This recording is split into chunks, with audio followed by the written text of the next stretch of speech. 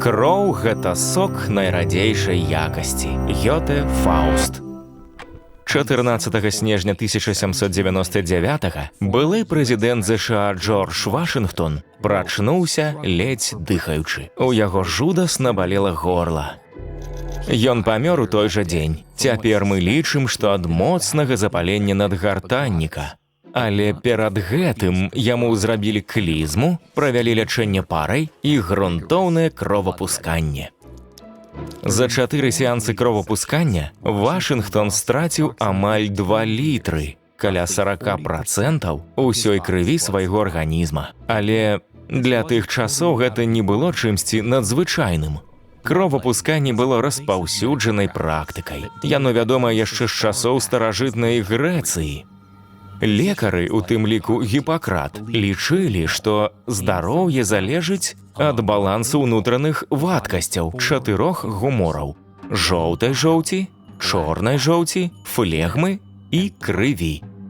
Яны тлумачылі кепскае здароўе гумаральным дысбалансам, таму лячэнне ўключала ачышчэнне, мочаспусканне, клізмы і кровапусканне.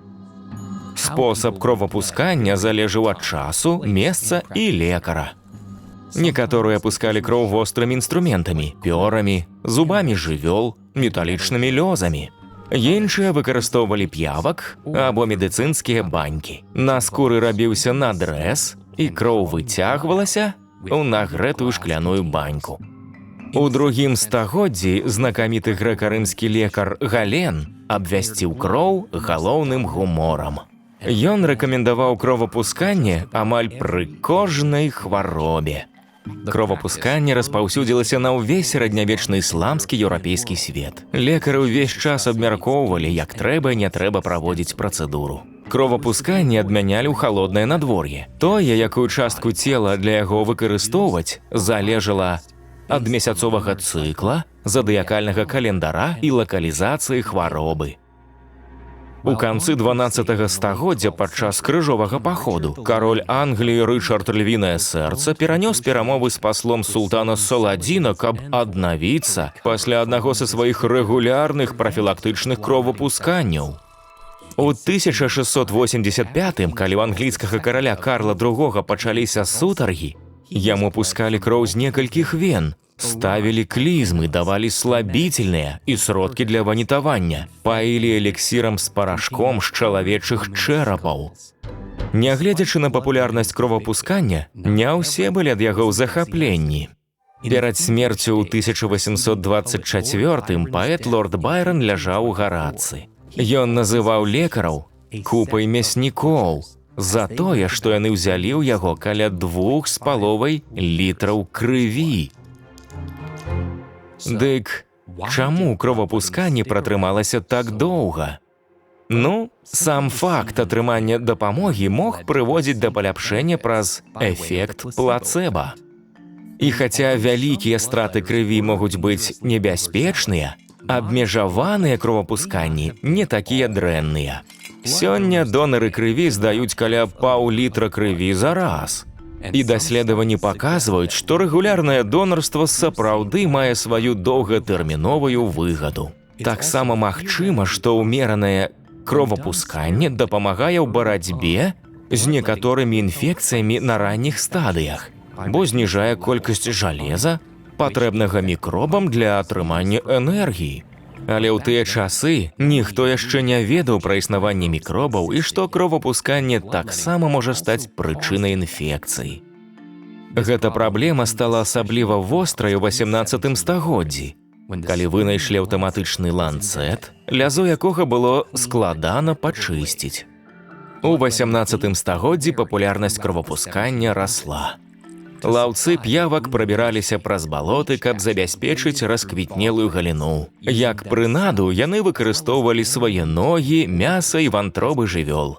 Але праблемы кровапускання ўжо пачалі заўважаць. Філадельфійскі доктар, падпісант дэкларацыі аб незалежнасці ЗША Бенджамін Раш, быў адным з галоўных прыхільнікаў кровапускання. Ён выступаў за забор 80% крыві арганізма.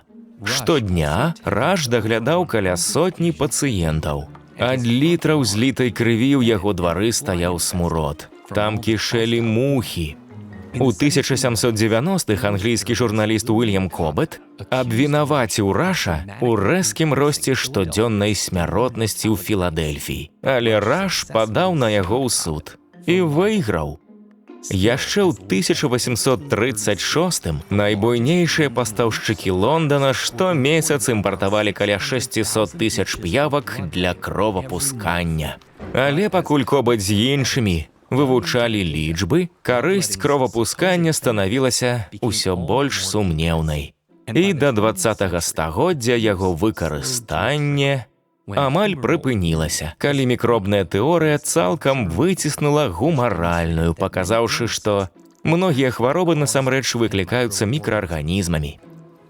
Сёння кровапусканне робяць пры некаторых захворваннях крыві, напрыклад, пры гемахроматозе, для якога характэрны небяспечны ўзровень жалеза ў крыві.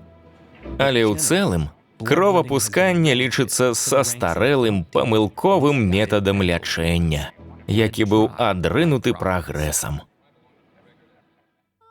Do you ever feel like you don't know enough about your own body?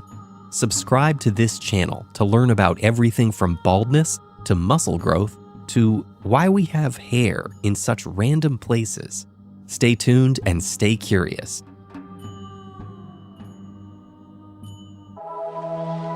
Агучана студыяй «Гаварун».